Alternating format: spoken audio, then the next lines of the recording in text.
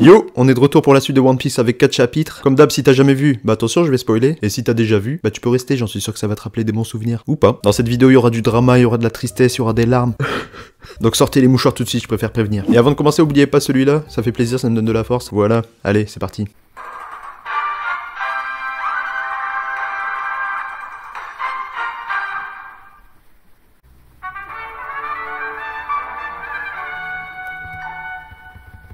Et voilà, 3 ans après avoir récupéré Kohala, le chemin semble prendre fin d'ici peu. Et même après avoir passé 3 ans avec Kohala, lui Arlong il change pas d'avis sur les humains. Contrairement à Jinbei, lui qui commence à se dire que en fait les humains c'est pas tous des enfoirés. Et il repense à ce que lui disait la reine Otohime. Otohime. Et ça y est, nous y sommes enfin, Kohala arrive enfin chez elle. Tout le monde est content qu'elle retrouve sa famille, tout le monde est triste, sauf Arlong. Et c'est pas genre, il fait genre le mec dur, il cache ses sentiments, il est triste intérieurement, il le dit pas. Non, il s'en fout vraiment en fait. Et elle retrouve enfin sa famille grâce à Fisher Tiger, le héros de cette petite fille. Et quand je pensais que tout est bien, qu'il finirait bien, eh ben je suis bien naïf. Fisher Tiger et les pirates du soleil sont pris dans un guet-apens par la marine grâce aux habitants du village et de l'île, et notamment la mère de Kohala. C'est triste. Elle va être difficile à trouver cette paix quand même entre les hommes poissons et les humains. Alors je vous avais prévenu, sortez les mouchoirs, c'est maintenant. Fisher Tiger va mourir des suites de ses blessures après l'attaque surprise de la marine. En fait, il aurait pu survivre en se faisant transfuser du sang humain, mais pour lui c'était impossible. Et il révèle avant de mourir que sa longue absence n'était pas due à un long voyage, mais parce qu'il était esclave lui-même à Marijois. Il a réussi à s'échapper et puis il a libéré les autres esclaves. Vous pouvez pas les laisser comme ça. C'est un bon lui. Un grand personnage par la carrure mais aussi par la pensée. Malgré qu'il fut l'esclave des humains, il voulait pas que sa haine soit transmise aux nouvelles générations, sinon les conflits ne s'arrêteront jamais. Ah, Fisher Tiger, on t'oubliera pas. Bon, malgré tous ces événements, le chapitre n'est pas fini. Arlong, rongé par la haine, a voulu revenir sur l'île pour se venger, mais s'est fait intercepter par Kizaru, et il ramasse grave. Hein. Il se fait défoncer en 2 secondes.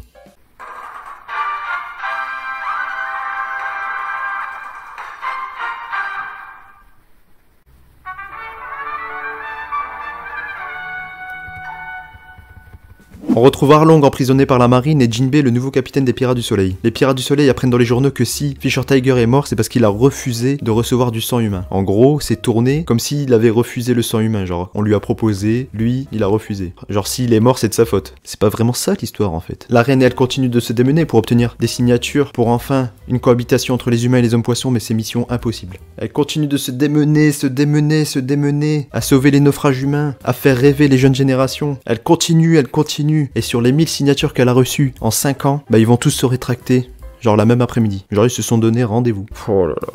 Tous ces efforts dans les nuages. Enfin, dans l'eau. Puis un beau jour, on va dire, il y a un grand bateau qui fait naufrage sur l'île. Et ce bateau, c'est un bateau des dragons célestes. Ceux qui avaient pour esclaves les hommes poissons en fait. Pour Otohime. Otohime. C'est une occasion en or, et elle fonce à la rescousse. Et vous auriez fait quoi à sa place? Jinbei, lui, de son côté, reçoit une invitation de la marine pour devenir capitaine corsaire. Sûrement pour calmer un peu les batailles incessantes des Pirates du Soleil. Et figurez-vous...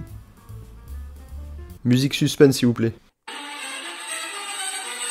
Qu'il va accepter. Mais en fait, on le savait déjà. Et en contrepartie, il va demander la libération d'Arlong qui, lui, est contre le fait que lui devienne un capitaine corsaire et qu'il soit proche des humains. Mais bon, Jinbei, lui, il repense à Fisher Tiger, il repense à Otohime. Otohime. En fait, c'est une occasion en or pour créer un lien entre les hommes poissons et les humains.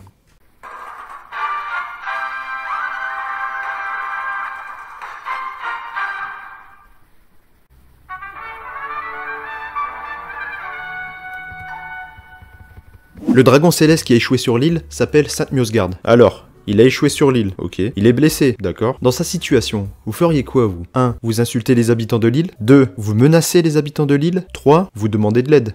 Eh ben il va faire les 3 en même temps. Il demande de l'aide, et vu que c'est un dragon céleste, pour lui c'est normal qu'on lui vienne en aide en fait. Normal. Odie Jones et les anciens esclaves n'ont qu'une envie, c'est de le buter, c'est de l'éclater. On les comprend un peu, hein. Mais attention, la violence n'est pas la solution. Après tout, les anciens esclaves qui sont présents devant lui, bah c'était ses esclaves à lui en fait. Donc on les comprend un peu quand même. Mais attention, la violence n'est pas une solution les amis. Après tout est fait pour qu'on les déteste hein. Regardez-moi la gueule du baron.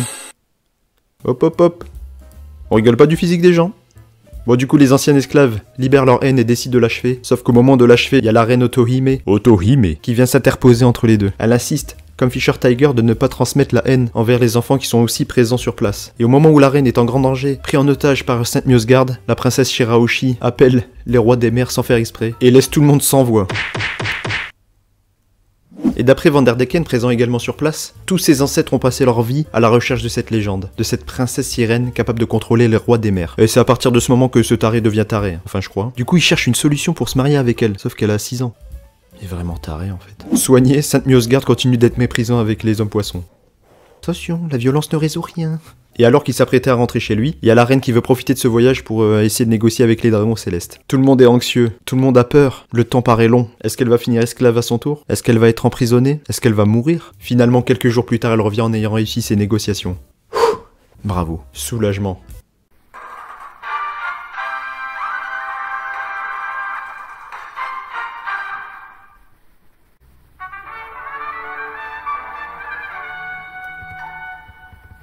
Vanderdecken élabore un plan diabolique pour pouvoir épouser la princesse. On lui fait comprendre qu'il existe un objet capable de faire vieillir n'importe qui. Et cet objet, c'est la boîte Tamagotchi. Problème, cette boîte se trouve au palais royal là où il n'a pas accès en fait. Du coup, pour pouvoir accéder à cette boîte, y a qu'à l'épouser, c'est ce qui se dit. Vraiment pour pétain.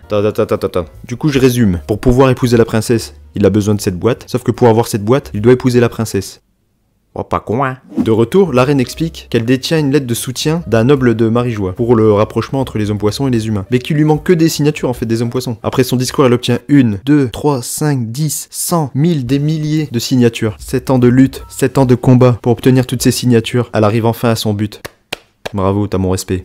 Et moi qui pense que tout est bien, qui finit bien. Je suis bien naïf, hein. Sortez à nouveau les mouchoirs. Malheureusement, un accident se produit. La boîte contenant les signatures, toutes les signatures prend feu. Et pendant la confusion... c'est la reine Otohime qui s'est pris une balle en plein cœur.